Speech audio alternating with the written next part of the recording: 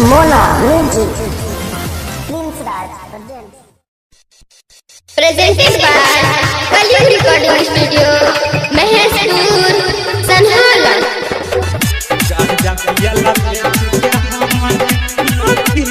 Music by DJ Umesh, Shukipur Bazaar. दारू ताड़ी पियला शिकारी बेच के ये राजा जी बेच दिहला सबके अंगूठिया हो।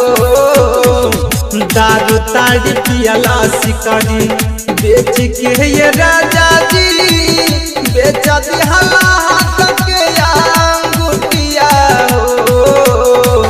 सुतला में खोलली हला नाक के जबरावा गांजा पियला बेच के हमर नथिया हो। सुतला में खोलली हला नाक के जबरावा गांजा पियला बेच के हमर नथिया हो। गांजा पियला बेच के हमर Music by DJ Umesh, Shukipur Bazaar. झुमका झुलनिया सब लिहले पसनिया मंगता बे पाँव के पैजनिया हो।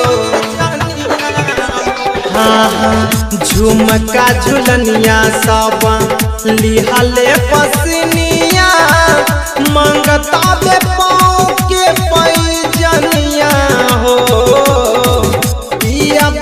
चोनहर सबा कैले दूर गतिया सैया बेदर्दी सबा कैले दूर गतिया माने न हमरो तनिको पतिया हो। सुतला में खोलली हले नाक के जबरावा गांजा पियले बेच के हमर नथिया हो। गांजा पियले बेच के हमर नथिया हो। गांजा पियले बेच के हमर Music by DJ Umesh, Shukipur Bazaar. रोज रोज ये आदत रहता ये राजा जी छोड़ के हम भाग जाइब घरवा हो। रोज रोज ये आदत रहता ये राजा जी छोड़ के हम भाग जाइब घरवा हो।